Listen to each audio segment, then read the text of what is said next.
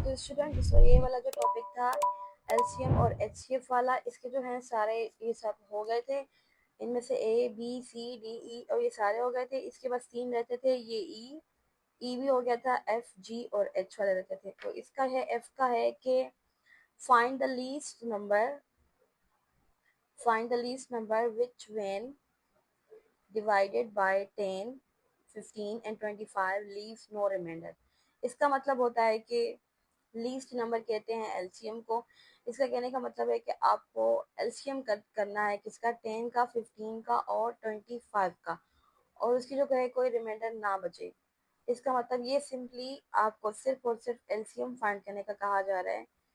अब तीनों नंबर की जो है आप साथ में भी एलसीएम फाइंड कर सकते हैं, आप चाहें तो अलग अलग से भी कर सकते हैं। इसको करने के जो हैं वो दो तरीके होते हैं।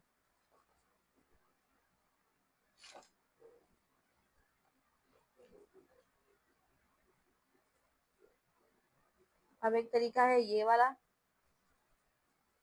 पहले की 2 की टेबल 5 टाइम, 15 वैसा का वैसा और 25 भी सेम।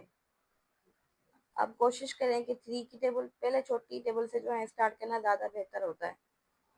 अब ये है एक तरीका आपके पास, ये है आप सिंपली इसको जल्दी जल्दी से करते जाएं। और दूसरा तरीका ये होता है कि आप इन तीनों नंबर के अलग अलग जो है एलसीएम निकालें, लेकिन उसमें बहुत ज़्यादा टाइम लग जाता है, तो ये ज़्यादा बेटर है। और इसमें से आप चाहें तो पहले 3 की टेबल 5 की ले सकते हैं, लेकिन कोशिश ये करेंगे पहले छोटी टेबल ही यूज़ करें। 2 की टेबल 10 पे जाती है सिर्फ, इन बाकियों पे नहीं जाती, बाकियों को वैसा लिख देंगे। अब देखें कि 3 की टेबल जाएगी 15 पे, 5 आएगा और 25 सेम लिख देंगे।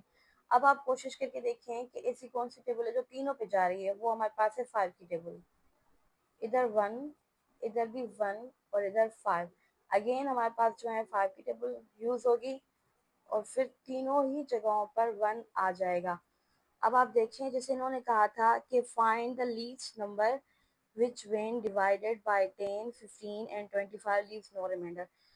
आप मुझे बताएं यहाँ कोई रिमाइंडर बची है? नहीं। जब भी 1 आ जाए इसका मतलब क्या होता है कि हमारा जो एलसीएम है वो खत्म हो गया, कंप्लीट हो गया। अब जो हमें बुक का जो आंसर दिया गया है वो है इन सबको आपस में मल्टीप्लाई करके।